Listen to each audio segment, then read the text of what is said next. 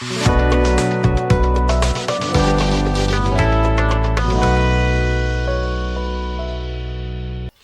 students, যোৱাটো ভিডিঅ'ত আমি 2 নম্বৰৰ 3 লৈকে কৰিলো। আজি আমি 4টোৰ পৰা কৰিম। 4টো কি দি থোৱা আছে? মিনাই 2000 টকা উলিয়াবলৈ এটা বেংকলৈ গ'ল। তাই ধনবৰালিক মাত্ৰ 50 টকীয়া আৰু 100 টকীয়া নোটহে দিবলৈ ক'লে। মিনাই মুঠতে 25খন নোট পালে। তাই 50 টকীয়া আৰু 100 টকীয়া নোট কেইখনকৈ পালে সেইটো উলিয়াব লাগে। গতিকে 4 নম্বৰটো ধৰা হ'ল 50 টকীয়া নোট পালে ইকুৱেল টু x খন, ঠিক আছে নে? আৰু 100 টকীয়া নোট পালে ইকুৱেল টু y খন, হ'বনে? টোটেল নোট কিমান পালে? দিয়া আছে টোটেল নোট কিমান পাইছিলে? 25খন। গতিকে x plus y equal to 25. এইটো ইকুৱেশ্যন নম্বৰ 1। আৰু ছেকেণ্ডটো কি দিথোৱা আছিলে? টোটেল আমাৰ পইচা উলিয়াবলৈ গৈছিলে 2000 টকা। গতিকে 50 টকীয়া নোট পাইছিলে x খন, 100 টকীয়া পালে y খন। গতিকে 50 into x plus 100 into y equal to কিমান? 2000 টকা টোটেল। গতিকে 50x আৰু প্লাছ 100y ইকুৱেল টু 2000, হয়নে? গতিকে এইটো আমি লগতে ডিভাইড কৰি দিওঁ। 50 ডিভাইড কৰি দিয়া। 50 কাটিলে হৈ যাব x। এইটো মুখতে কৰিছোঁ, মানে আমি অলপ চল্ভ কৰি দিছোঁ, সৰু কৰি দিছোঁ। এনে ইমান ডাঙৰকৈ কৰিলে অলপ টাইমটো বেছি ল'ব। গতিকে 50 দি আমি ডিভাইড কৰি দিওঁ গোটেইকেইটাকে। 50 দি ইয়াক ডিভাইড কৰিলে হৈ যাব x প্লাছ ইয়াক ডিভাইড কৰিলে 2 থাকিব, 2y ইকুৱেল টু ইয়াক কৰিলে কিমান? 5 4 গুণ 20, গতিকে 400। 2 নম্বৰ ইকুৱেশ্যন, হয়নে?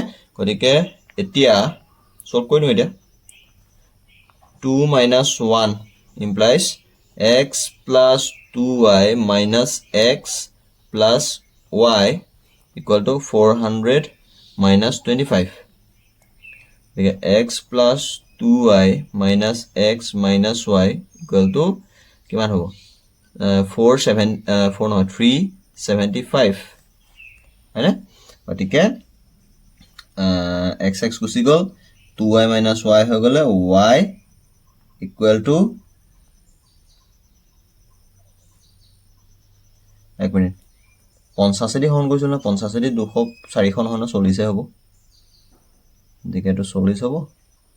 গতিকে এইটো ভাবিছোঁ 15, ঠিক আছে নে? চাবা এনেকৈ 50 ডিভাইড কৰিলে 0 0 কাটনে গুচি গ'ল, 5 দিহে। গতিকে 15 হ'ব, y ইকুৱেল টু হ'ব 15, ঠিক আছে নে? গতিকে yৰ মান যিকোনো বহাই দিয়া 1ত বহুৱাই পাওঁ। y মান 1ত বহালে কি হ'ব? x plus 15 equal to 25, x equal to 25 minus 15 equal to 10, হয়নে? এতেকে গতিকে আমি কি বুলি লিখিম? আমি ধৰিছিলোঁ 50 টকীয়া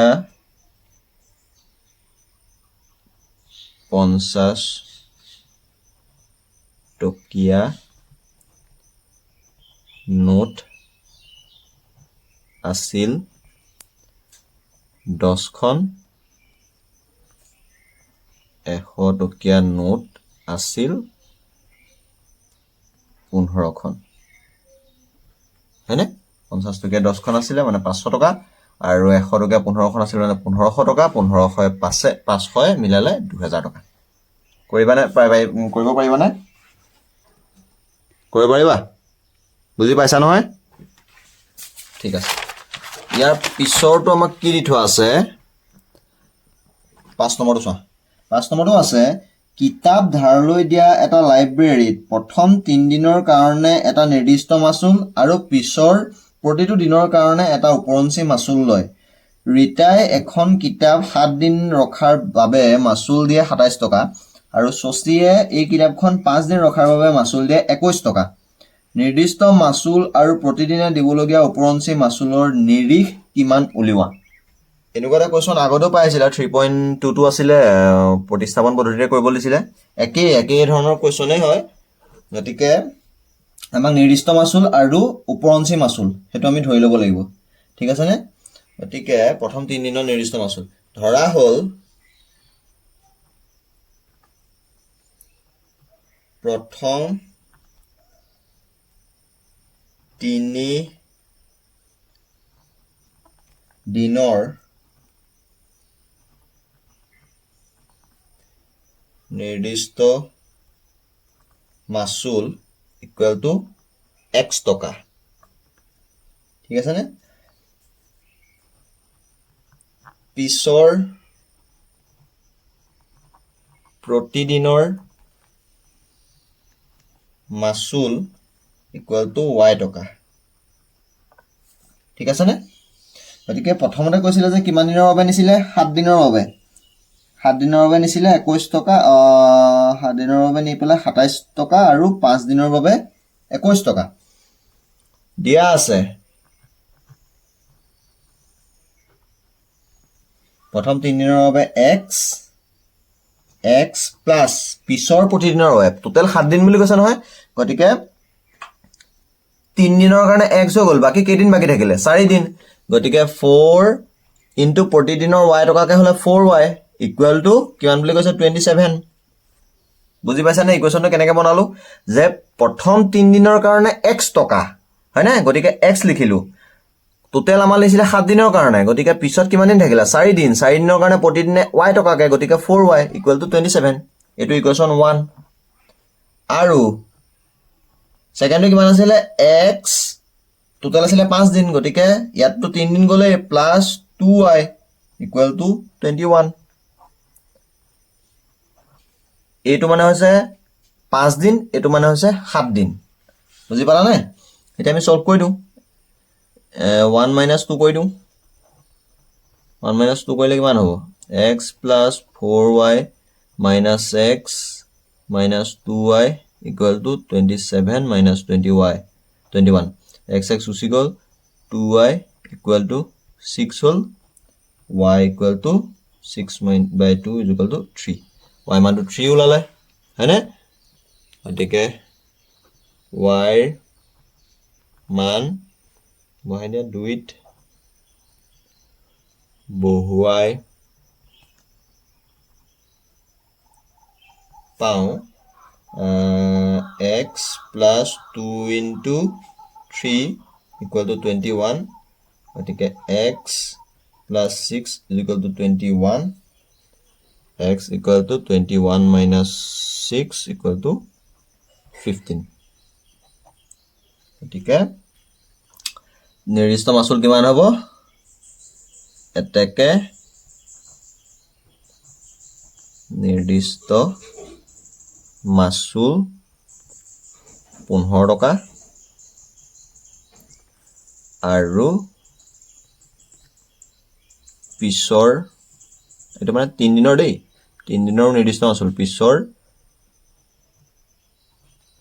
প্ৰতিদিনৰ মাচুল 3 টকাকে বুজি পালা কৰিব পাৰিবা নহয় ঠিক আছে তাৰ পিছৰটোলে যাওঁ আমি পিছত 2 নম্বৰটো কি দি থোৱা 3 নম্বৰটো কি দি থোৱা আছে A আৰু B ৰ মাহেকীয়া উপাৰ্জনৰ অনুপাত 9:7 আৰু সিহঁতৰ মাহেকীয়া খৰচৰ অনুপাত 4:3 যদি প্ৰতিগৰাকীয়ে মাহেকত 1600 টকা সঞ্চয় কৰে প্ৰতিগৰাকীৰে মাহেকীয়া উপাৰ্জন নিৰ্ণয় কৰা গতিকে তেওঁলোকৰ মাহেকীয়া উপাৰ্জনটো অনুপাতটো দি দিছে আৰু মাহেকীয়া খৰচৰ অনুপাতটো দি দিছে ঠিক আছে গতিকে 3 নম্বৰটো ধৰা হ'ল এৰ মাহেকীয়া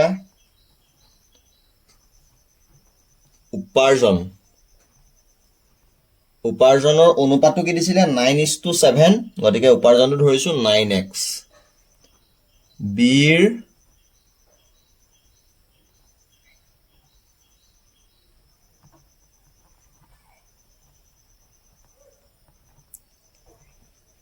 7 আছিলে 7x ঠিক আছে নে গতিকে মাহেকীয়া উপাৰ্জনকেইটা আমি লিখি ললো ঠিক আছে গতিকে খৰচৰ অনুপাতটো কি আছিলে 4:3 গতিকে আকৌ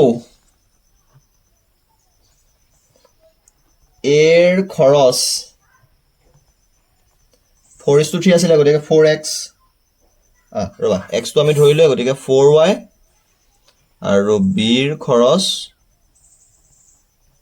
equal to 3y এটো বুজি পাইছানে এটো আছিলে 9:7 এটো আছিলে 4:3 গতিকে আমি হেতু হিচাপত এটা নিলিখিবা মই সাইডত লিখি দিছো এটো হিচাপত আমি ধৰি ললো এতিয়া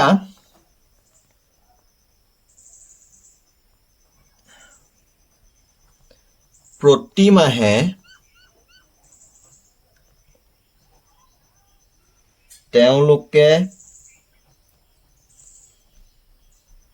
সঞ্চয় কৰে equal to 1600 টকা 1600 টকা তেওঁলোকে সঞ্চয় কৰে গতিকে আমি a টো এক্সট্ৰাকে উলিয়াব লাগিব b টো উলিয়াব লাগিব উপাৰ্জন মাইনাস খৰচ কৰিলে এটো হ'ব উপাৰ্জন টোটাল টো মাইনাস খৰচ ইজ ইকুয়াল টু ইমান ঠিক আছে দিয়া আছে a এৰ কাৰণে চাম 9x তেওঁৰ টোটাল ইনকাম মাইনাস তেওঁ খৰচ হয় 4y ইকুয়াল টু কিমান থাকে 1600 টকা এক নম্বৰ ইকুয়েশন b এৰ কাৰণে 7x ইনকাম কৰে মাইনাস খৰচ কৰে 3y ইকুয়াল টু 1600 টকা আমি ইকুয়েশন দুটা পাই গলো ইকুয়েশনটা আমি এটা সলভ কৰিলে হল ঠিক আছে ইকুয়েশনটা সলভ কৰিবলৈ আমি দুইটা ইকুয়েশনৰ কোনোবা এটা মান x বা y কোনোবা এটাৰ মান আমি কি কৰিব লাগিব সেম কৰিব লাগিব একে কৰিব লাগিব গতিকে আমি সোৱাত আমি হেৰি কৰা 1 into 3 কৰা ইকুয়াল টু কিমান হ'ব 27x minus 12y equal to 4800 ঠিক আছে এটো হৈ গল ইকুয়েশন 3 আকৌ ইকুয়েশন 2 into কি কৰিবা 4 কৰা 4 equal to 7 4 গুণ 28x minus 12y equal to 6 4 গুণ 24 4 equal 2 4 গুণ 4 গুণ 4 2 6 0 0 ঠিক আছে গতিকে আমি যেটো ডাঙৰটো বা সৰুটো এতিয়া 4 minus 3 কৰি দিয়া 28x minus 12y minus 27x minus 12y equal to 6400 minus 4800 ঠিক আছে নে 28x minus 12y minus 27x mention সে প্লাস হৈ যাব 12y equal to কিমান হ'ব 0 0 14 পৰা 8 গল থাকিল 6 এফালে 1 y গুছি গল x equal to 1600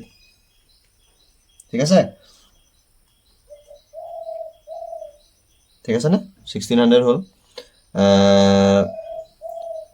x ৰ মান কত বহাবা যিকোনাত বহাই দিয়া 2 ত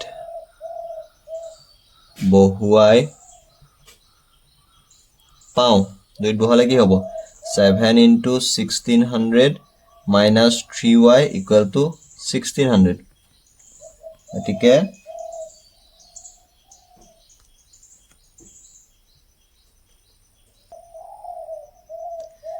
11200 minus 3y equal to 1600 ঠিক আছে না গতিকে minus 3y equal to 1600 minus 11200 minus 3y equal to এটো মাইনাস কৰা কিমান হ'ব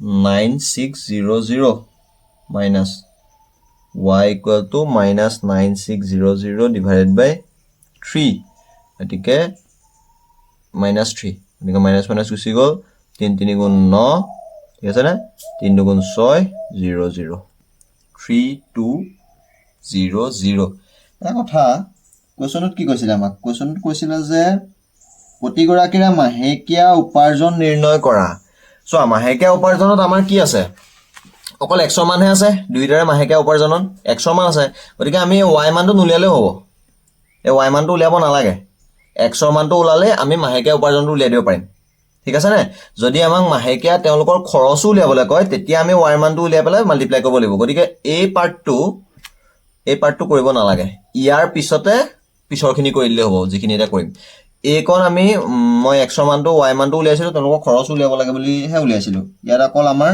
তেওঁলোকৰ মাহেকীয়া উপাৰ্জনটোহে উলিয়াব লাগিছে গতিকে এই পাৰ্টটো এইখিনি পৰা এইকণ কৰিব নালাগে ঠিক আছে নে গতিকে 100 মানটো আমি পাই গলো এতেকে এৰ মাহেকীয়া উপাৰ্জন ইকুৱেল টু 9x আছিলে 9 into 1600 ঠিক আছে নে কিমান হ'ব 9 into 1600 14400 আৰু বিৰ মাহেকীয়া উপাৰ্জন 7 into 1600 গতিকে 1600 into 7 কৰিলে হৈ যাব 11200 টকা